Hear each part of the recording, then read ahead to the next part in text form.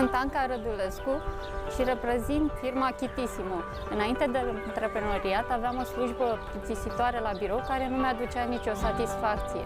Fac handmade de când mă știu, dar nu am avut curajul să privesc acest hobby ca o afacere. După nașterea celui de-al treilea copil, m-am hotărât să schimb acest lucru, să pornesc propria afacere, făcând ceea ce îmi place cel mai mult și la ce mă pricep cel mai bine. Atunci lucrurile au început să se schimbe.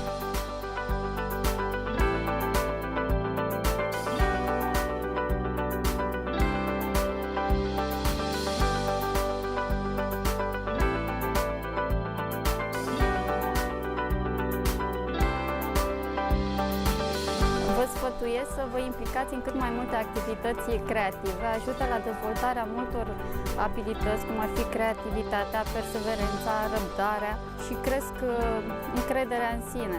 Aveți satisfacția lucrului făcut de dumneavoastră.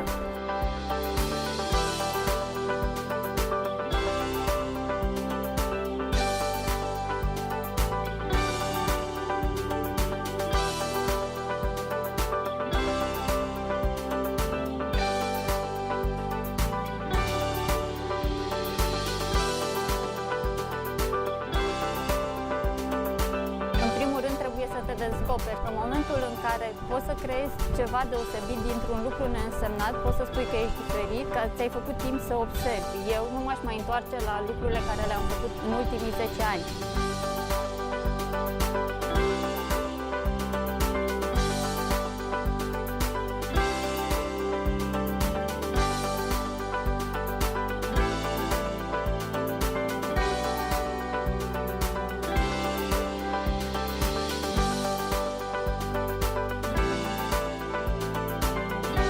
Trebuie să fii activ, să investești pasiune, timp, răbdare și bani pentru a ajunge la clienți.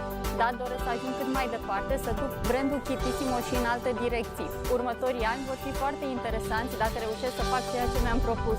Visele au început să devină realitate, dar lista este încă lungă.